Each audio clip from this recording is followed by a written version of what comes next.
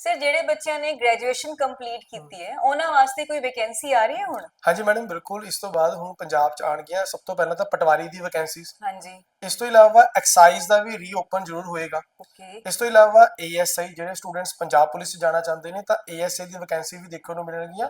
ਇਸ ਤੋਂ ਇਲਾਵਾ PSSB ਕਲਰਕ ਦੇ ਵਿਚਕਾਰ ਵੀ ਕਾਫੀ ਵੈਕੈਂਸੀਜ਼ ਜਿਹੜੀਆਂ ਨੇ ਡੈਫੀਨੇਟਲੀ ਆਉਣਗੀਆਂ।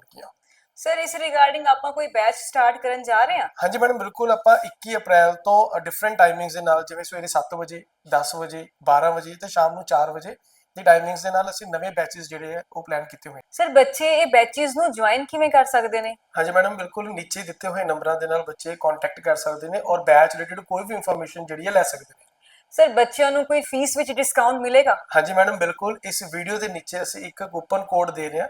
ਜਿਹੜੇ ਵੀ ਸਟੂਡੈਂਟਸ ਇਸ ਕੂਪਨ ਕੋਡ ਦੀ ਪਿਕਚਰ ਲੈ ਕੇ ਆਣਗੇ ਜਾਂ ਪਿਕ ਲੈ ਕੇ ਆਣਗੇ ਤਾਂ ਉਹਨਾਂ ਨੂੰ ਫੀਸ ਦੇ ਵਿਚਕਾਰ ਸਿੱਧਾ 10% ਦਾ ਆਫ ਮਿਲੇਗਾ। ਓਕੇ। ਤਾਂ ਜਿਹੜੇ ਵੀ ਬੱਚੇ ਗਵਰਨਮੈਂਟ ਜੌਬ ਦਾ ਸੁਪਨਾ ਦੇਖ ਰਹੇ ਨੇ ਉਹ ਛੇਤੀ ਤੋਂ ਛੇਤੀ ਇਹਨਾਂ ਬੈਚਸ ਨੂੰ ਜੁਆਇਨ ਕਰਨ।